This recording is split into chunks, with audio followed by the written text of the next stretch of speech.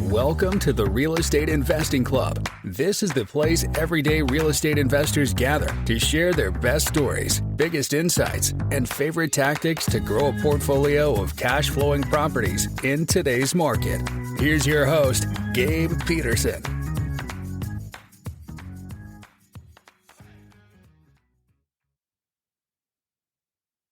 All right. Welcome back to another episode of the Real Estate Investing Club. It is December 1st. I can't believe it. The end of the year, 2023 flew by, and Christmas is right around the corner. So I am super excited about this. It's a good day because we have a guest that has come back onto the show. I love having repeat guests, and this is in Andrew Keel. You might remember him from, I actually don't know the episode you were on, Andrew, but it was a ways back. And Andrew is a master in the mobile home park community, something that I like because that's something I also look at. So Andrew has over 2,500 lots under management with the Keel team nationwide, I believe. So this is going to be a good episode. We're going to go into all things mobile home parks and self-storage. Andrew, thank you very much for hopping back on the podcast. Yeah, happy to be here. Thank you, Gabe. Absolutely. Told you before we started, we always start the same way. We like to hear stories, how people got started. So refresh everybody. How'd you get started in real estate? Yeah, so I started flipping houses, residential around Central Florida where I live here in Orlando. And through that, I was putting up bandit signs, mailing out yellow letters, doing the whole wholesaling, flipping, off-market deal strategies. And through that, I got a lead on 2 manufactured homes up in Ocala, Florida, which is about an hour and a half away from Orlando. And I didn't know what to do, but I knew the guy was motivated. Went up there, bought both of those homes for $1,100 a piece. Came back home, got the titles and the bill of sale, and went on YouTube and typed in how to make money with mobile homes. And I was introduced to Lonnie Scruggs, who wrote a book called Deals on Wheels that teaches people how to get mailbox money by buying the homes and then selling them on contract to an end buyer that would then pay lot rent to the park and then pay home, make a home payment to you. And just to clarify, you only bought the home here. You're not buying, it's not a mobile home on a piece of land. You're just buying a home in a park. In another person's park. Exactly. Yeah. Okay. So bought 2 of those, fixed them up a little bit, cleaned them up, put them on Craigslist, and had like insane demand. Like over 25 people the first day reach it out. And I asked for $2,500 as a down payment and $250 a month for 5 years. And I sold it right away, found a good qualified person that got approved by the park. I sold both of them. So I was like, this is it. I wanted that monthly income instead of like the flips that were like, okay, I'd have a big closing and then I'd, have 3 months of nothing. It was just me at that time. So I did 19 more of those Lonnie deals. And it was good. It actually, all that income offset my monthly expenses. So I was able to leave my W-2 job at that time and completely, just devote my time to the flips and then doing these Lonnie deals. And around that time, I met a park owner who started giving me homes in his park to rehab and sell because he just wanted lot rent. And he saw me as like an investor to kind of rehab the homes that he didn't want to, he didn't really care about. So he kind of took me under his wing. We became friends. And at lunch one day, he said, hey, you should really get into mobile home park investing. It's more scalable. There's financing. You don't need all the money yourself. You can actually raise money. And he taught me like how to syndicate, a pool of investors to fragment ownership and buy the bigger park. And that's exactly what I did. I had enough income to offset my expenses. So I just went into learning syndication and mobile home park investing full time. And that was back in 2015. And then, now we've syndicated, over 50 projects, mobile home parks and self-storage. Mobile home parks is 95% of what we do. And it's just been an amazing journey. That's awesome, man. I've heard so many times people talk about that strategy of going in, buying an individual mobile home in a park and flipping it. And people have actually done that in the parks that we own. But I never like really looked into it. It seems like such a good strategy, especially for people who are just starting out, where you don't need as much capital. There's really a very finite area that you're looking in parks, exactly where to go. And if you can find, get in contact with the owner of the park, that's just like you said, an easy way to get a good flow of of deals coming to you. So yeah, Yeah. that's And I awesome. didn't have a lot of money. I think a lot of people don't, right? You start out, you don't have a lot of cash. My parents didn't come from money, so I was bootstrapping it, and I knew my grandfather before he passed away, had a little real estate portfolio. He had like 7 single family, homes that he rented out. But this was like, hey, I can get into these things for $2,200. I went in there and fixed up, the drywall had some knocks in it. So I did stuff like that and cleaned it out, and then sold these things really quickly without, the flips. You got to have everything to the nines, right? It has to be perfect. It has to be done right. But these mobile homes, I was just cleaning them out, making sure they didn't smell weird. And then I could sell them, very, very quickly, and get that monthly cash flow, which, I think, I'm not sure if you're a Robert Kiyosaki fan. I assume you are, but like Rich Dad, Poor Dad, he has this game, and Cash flow quadrant. it's like cash flow quadrant. Yep. But what's the board game? He has the board game that I Isn't got it called the cash back. flow quadrant? Maybe it's not. I think I'd it's have like to Google I it. think it's called the Rat Race or something like Oh that. yeah, yeah. But I played that, and it's all about like, hey, getting your balance sheet, getting enough cash flow to get out of the rat race. And, I didn't know it at the time, but that's exactly what I did. I was able to generate, I think it was like just under $4,000 a month, which at that time was just my wife and I, and that offset my entire monthly expenses off of the cash flow from those individual deals. And that gave me the freedom I needed to scale up. So I think any, advice to someone just starting out there would be, hey, get your monthly expenses as low as possible. I had a truck at that time that was paid off. It was an old beater, but it got me from A to B. And just get your monthly expenses as low as possible, and then get some monthly cash flow to offset that, because then you can really, invest the time. And I didn't get the money from my first mobile home park deal. I kind of thought, oh, we're going to close on a mobile home park syndication, and I'm going to be rich. I'm going to have more cash flow day one. That is not how it went. It took a good 3 years of investing into that thing before we can refinance out the initial capital, pay back my investors, and then I got to partake in that cash flow. But I was able to wait, I was able to hold out that 3 years without needing cash flow to pay bills. And that was the difference maker. Yeah. Yeah. And I remember back to when I started on the commercial side, I always had this like goal, and it was like $5,000 a month. If I could hit 5,000, then I'm set. And so many people come on here and their stories kind of, mirror yours, where it didn't take that long to get to, a reasonable amount of cash flow to where you could feasibly live on it. And that's what I like to tell, what I would like to hammer into anybody listening who's just starting out. Like, your goal is not that far off. If you just keep going, you will get there. And it's especially on the commercial side, it's not as hard, or it's not as, unsurmountable as you may think. It's one of the reasons why we love real estate. So totally. And it's almost like the single family home route, which, don't get me wrong, like there's a place for that, right?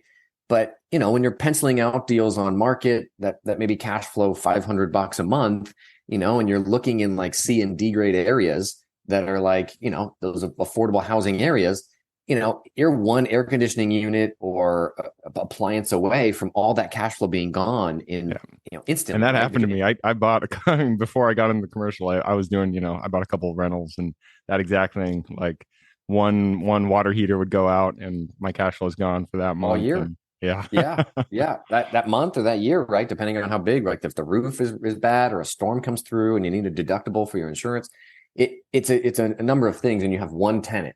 So it's like one thing goes wrong, your income goes from whatever it was to zero. Or in commercial, we have, we're doing a mobile home park deal right now with 166 lots. Wow, it's a big one. One tenant moves out, our income is still great, and we have time to refill that. It's not like our cash flow is going to go to zero right away. So I think that it's commercial. If I can advise anyone, go to commercial sooner. Don't sit in single family thinking that that's the bee's knees, getting 300 to 500 a month, cash flow off of each deal, because you're going to run into more hurdles, right? Like the banks max you out, right? When you go to the banks trying to get loans for these single family homes, the banks max you out, like, oh, you have 4 mortgages. Okay, well, you're going to have to go over here and try this other lender.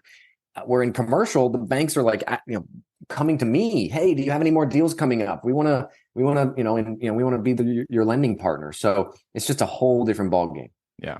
I almost feel like single family is something you should do once you've kind of established it on the commercial side, because you can scale so much. You have to have a big team to do single family well.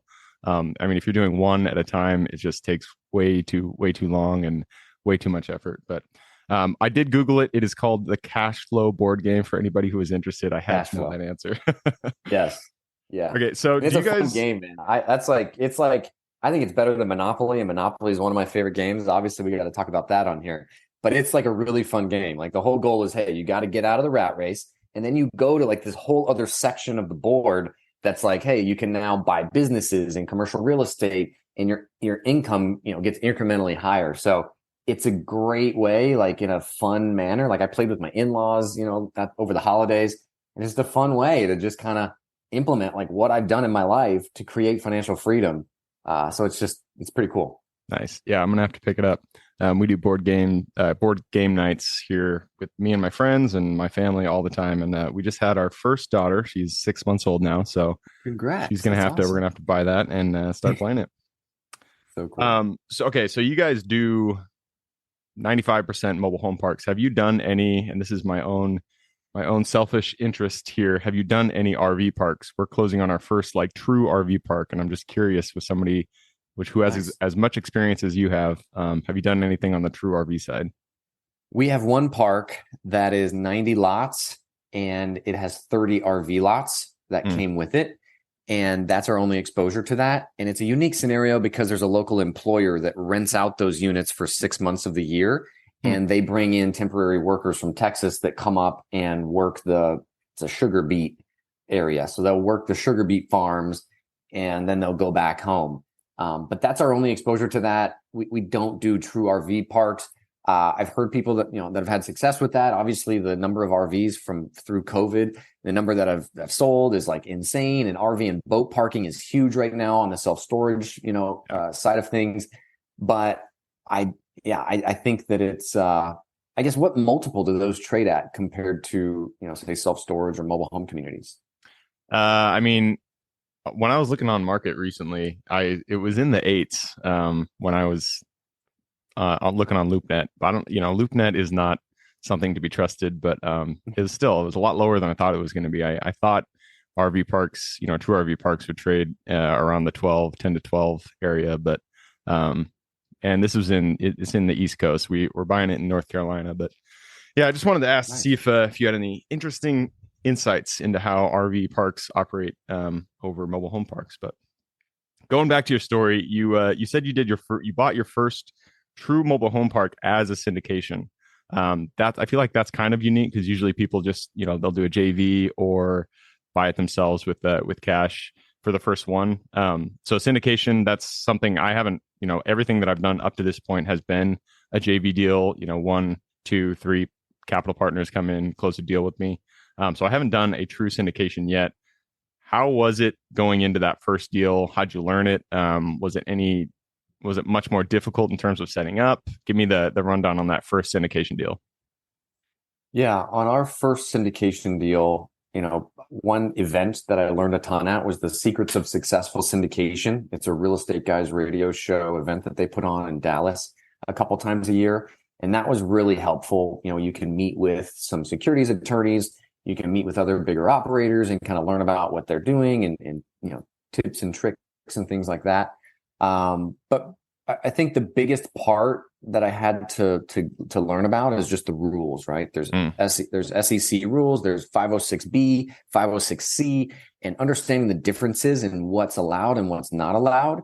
And then, realizing that, for what we were doing was a 506B, which is for friends and family, right? You can't just market this all over social media or, create a paper, newspaper ad or a TV ad to like try to advertise for investors. It has to just be within your circle. So that's the easiest. And then really the attorney will handle all the paperwork and kind of walk you through that type of stuff. But, from then till now, we've learned so much and added so much to the PPM and kind of what that looks like, but also educating investors like, hey, this is a 96-page document.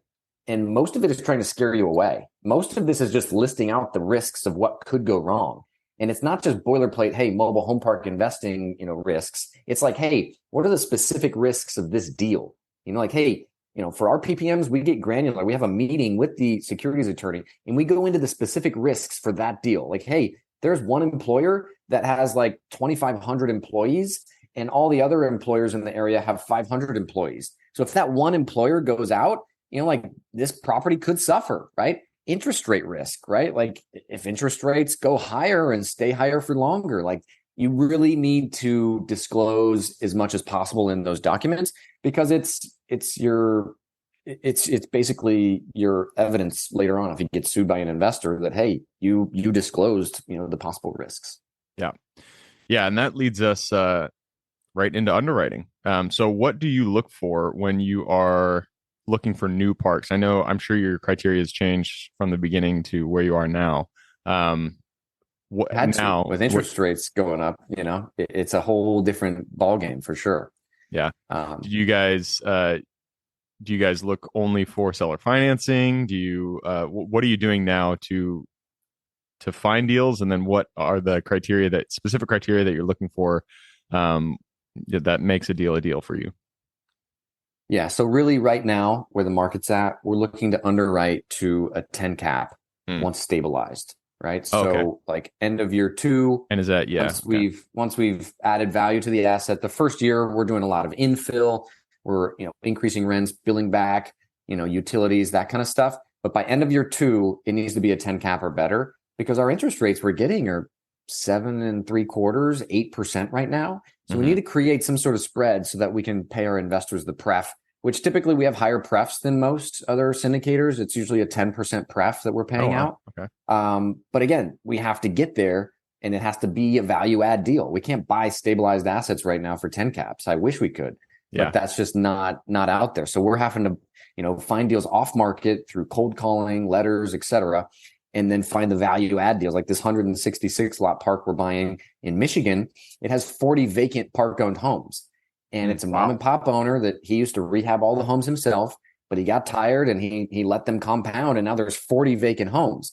So we're going to come in and invest 10 grand a piece into all those homes, and that's going to add like $45,000 worth of value per home that we can occupy to the asset value. So that's how we're able to get that 10 cap by end of year 2. Wow, that's interesting. So that is included in the return that you're calculating for your investors, selling them on terms. I'm assuming you're selling the. Yeah, we will sell them, but again, we're investing 10 grand into the rehab, and we'll probably be able to sell the home for 10 grand, that we put it in. So we're not making a lot of money off of the sale of the home, but it's a high lot rent market. That $45,000 in asset value comes from the lot rent. So the lot rent in the market, I think, is like $475 to $500 a month. Wow, so in Michigan, that's crazy. Yeah, it's in a really good MSA. So I think that's the point I would say is hey, get the occupancy up and add value within that first year. Cool. All right, we are running through the time, but before we move on to the quick question round, I got to ask about self-storage, because I love storage. You guys are mostly focused on mobile home parks. Why haven't you focused your attention on storage? Is there something specifically about it, or do you just like to be, a single asset kind of operator? Yeah, great question. So, we back in 21, we bought 11 self-storage facilities, and we did the same model, right? Cold calling, buying off market. And we had some that did really well. And those were the ones that were in really good markets, right? Like we had some in Denver, some in Round Rock, Texas, outside of Austin, Rock Hill, South Carolina. We have some outside of Columbus, Ohio. And then we bought 4 facilities in a smaller market, about a 50K MSA in Mason City, Iowa. And they haven't done well. There's no other bigger operators there that are doing revenue management. So we're coming in and doing these new things. And, even though there's high occupancy in the town, people are moving out. So we really have stopped acquiring new storage properties until we can figure that out and get those, where the pro forma, said they would be, because we're a little bit behind right now. Yeah. Interesting. So you went into a metro, and because people aren't raising their rates to what market should be, you guys are kind of unable to get your rates to market, and so you can't really hit the. I think it's twofold, right? We bought all of these in 2021. which was just after the COVID T12s. We bought on COVID T12s, right? Where COVID occupancy levels were, 95, 98% occupancy, right? And, that's not realistic. If you look at the past 10 years, occupancy is typically around 90%, for storage. So we bought at artificially high rates because a lot of people were moving and doing different stuff during COVID. So that was one piece. Rates are right now, obviously time of year, right? It's December. So this is like the slowest time of year to rent storage. So rates are down 15 to 20%. So we had some headwinds there, but then also this one market, right? Mason City, it's an all mom and pop market. There's not a big professional operator like in Round Rock. We were right next to a Life Storage, and Life Storage was like raising rents every 3 months, and they're pushing rates, which I thought, would be a down thing. I thought that would be a bad thing, right? But it turns out raises the watermark essentially for exactly. for everybody. All these mom and pops are not raising rents. They want to be 100% occupied, and like that's their goal. It's not revenue. They're going for just 100% occupancy, so they just don't have to do anything. What else? I think it's just a different dynamic, right? Like pay-per-click is not working. Like pay-per-click. Yeah. So it's like, how are we advertising? We're having to relook at everything, right? Like we have to this is where things we're trying, right? We're going door to door, knocking on different businesses, and we're putting up banners in the baseball field at the local high school. We are, sponsoring tables at like a local kind of food market, they have like a local like thing, a couple times a year, like a local party kind of thing downtown. So we're like setting up a booth and doing different things like that to, show recognition and to, show people we have availability. It's not a price driven market. That's the other thing. People don't get online and look for 5 different locations and say, okay, these are the cheapest, I'm going to move in here. It's more convenience. It's more who has availability. And we're just learning all these things because it's reacting so much differently than the Round Rock properties, the Denver, Colorado properties, the Rock Hill properties.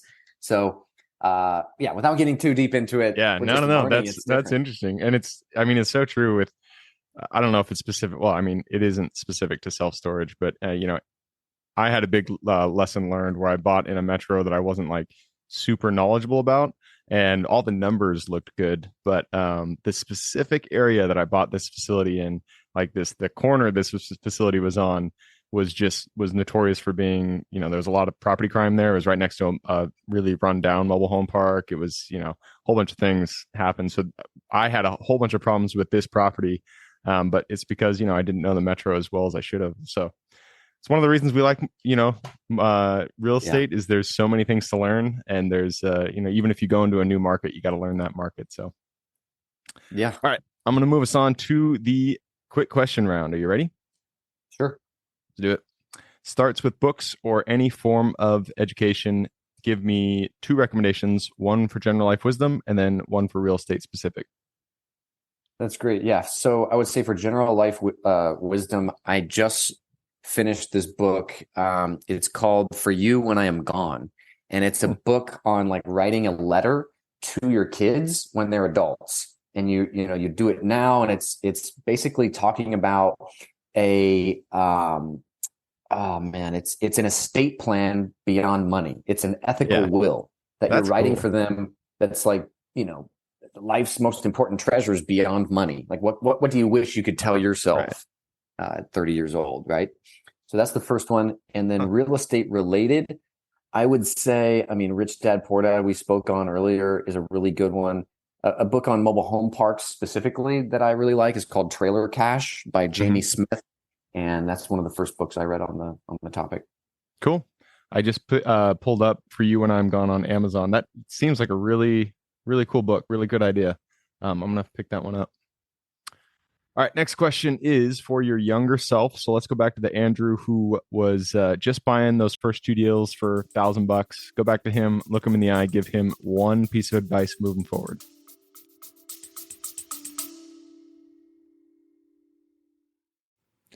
Before we continue on with today's guest, I want to tell you guys about a community I'm launching on Skool to help investors like yourself grow your own portfolio. In this community, you'll get access to all the docs I use, all the systems I've built, everything I've used to grow my own portfolio, as well as instructions and guidance on how to get out there and find great deals, how to finance those deals, and then how to manage them for great returns. Since we're just launching it, the price will be set at a measly $20 per month, and whatever price you join at is the price you'll have for life. We will be increasing the price as the group grows, so if you're at all interested in growing your portfolio along other investors, now is the time to join.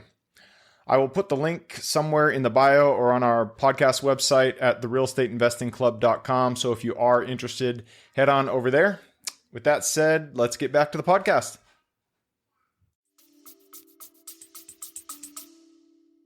Wow, on the first couple of deals, oh man.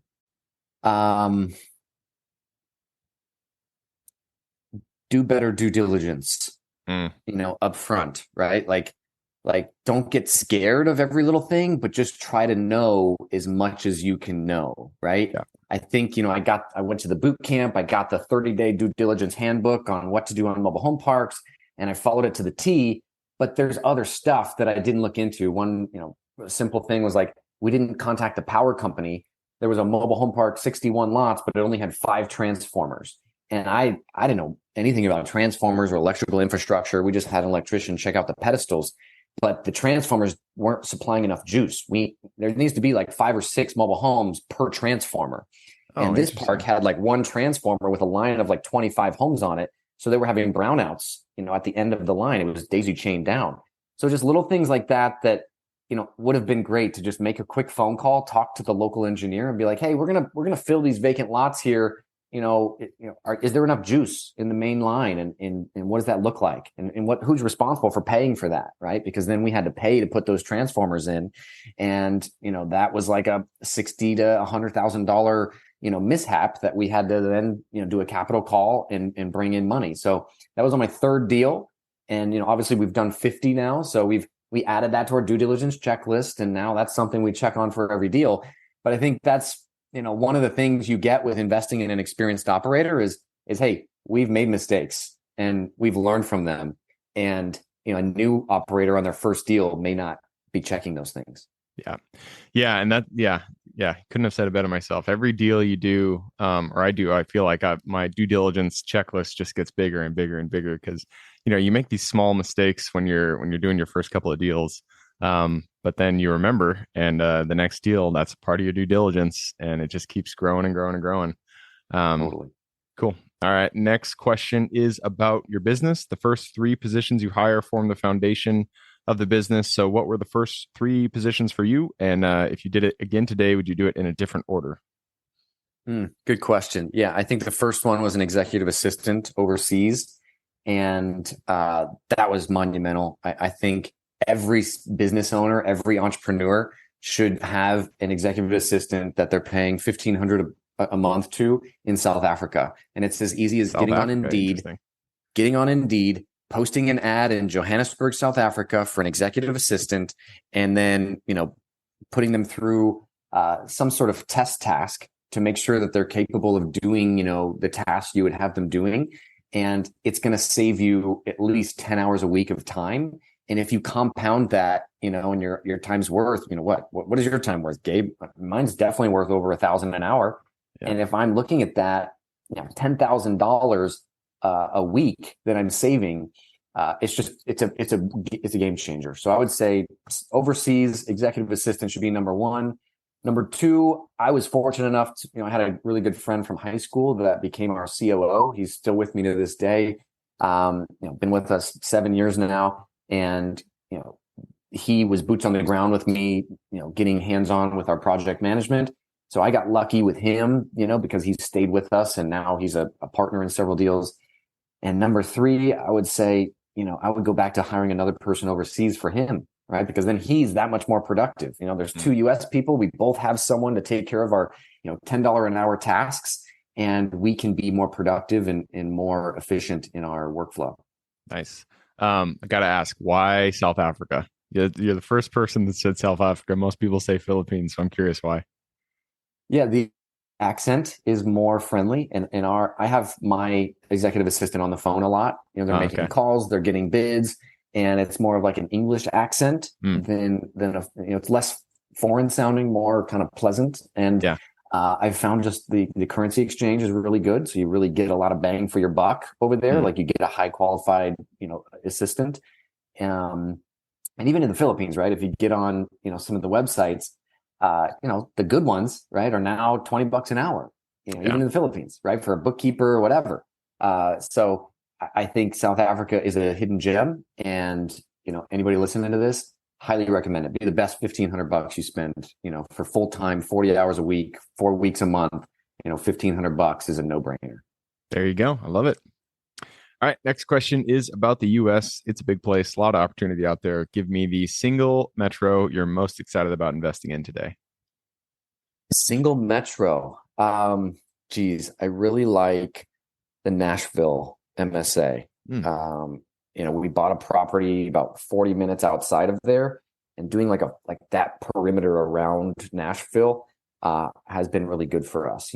Market lot rents are a lot higher than what a lot of the parks are charging right now. So, that's one of the areas that we're looking at. Cool. Yeah, Nashville. And it's a fun city to actually visit. I do like buying properties in areas that I want to go, and Nashville is it's fun. That's a good place. All right, next question is about finding the deal. It all starts with getting in contact with that seller. So what is your favorite way to find good deals? Cold calling. It's boring. It's tough. No one likes to do it, but I even spend at least 5 to 10 hours a week cold calling myself. Some of our leads that I've been following up with for years, because it works. Building relationships, and nobody's going to be ready the first time you call them. You got to build that relationship, touch base every 3 months, and when they're ready, just make sure your name's in the hat. So I would say just talking to owners, building relationships is key. Cool.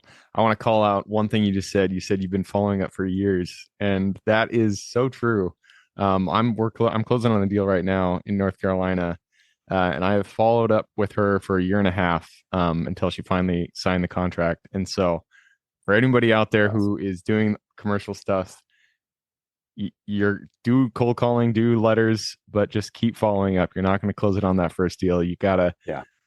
It's crazy how long sometimes it takes to close these deals. So that's awesome. And what part of North Carolina, if you don't mind me asking? It's right outside of Charlotte. Okay. So my wife and I are moving to Mooresville, which is just north of Charlotte. And it's interesting. The way we found our house is we mailed letters to about 600 different houses that were on the lake that we wanted. And we said, hey, banks don't like it because I'm an entrepreneur, and they don't like that I can't qualify for a mortgage without a whole bunch of different higher rates and stuff, because they think I'm high risk because I have depreciation on my tax returns. So asked if they'd be willing to seller finance, and sure enough, we found someone that said, yeah, I'd be willing to do that. He's a very well off person, and the house is a 7-figure house, and he's willing to finance that for us at a really good rate, better than we could get at a bank if we were W-2 employees. So I think that there's always a place for that. Yeah, that's genius. Especially, you were just completely honest, like, hey, I'm an entrepreneur. Banks don't like me. I'm still very credit worthy. Like I can support the debt. Would you do seller financing? That's a smart idea to go about. And it's good you found one. So you just grabbed all the houses around a lake that you're looking for?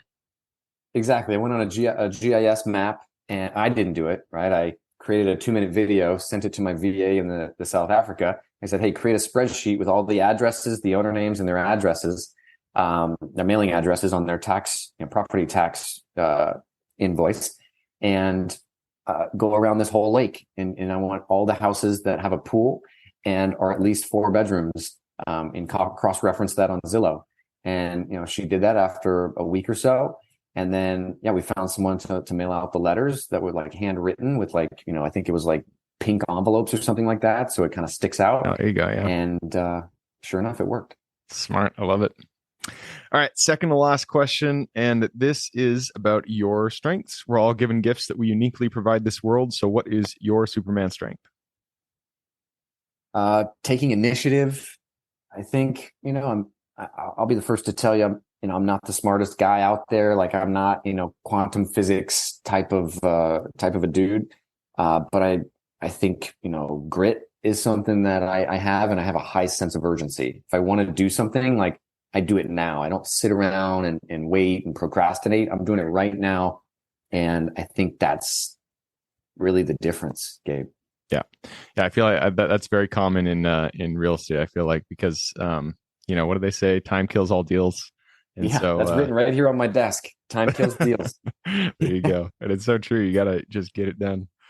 All right. That brings us to the last question. This is for the listeners. I'm sure people want to reach out, get in contact with you. What is the best way for them to do that? Yeah, the best way would be on our website. It's keelteam.com. That's just KEEL, team, like a basketball team.com. And you can fill out the contact form. We've done, JV deals where we will, bring in someone that brings us a deal and bring them in on the GP equity. Or we've paid over $250,000 in a single assignment fee. So like we'll pay assignment fees if the deals are good enough, and we will partner with you if you bring us a mobile home park over 50 lots on public utilities within an MSA with at least 50,000 in population. There you go. That is keelteam.com, KEEL team.com. I will put that link in the show notes. So if y'all want to reach out to Andrew, just click the little more in the description. It'll pull down that full description. In there, you can find his link.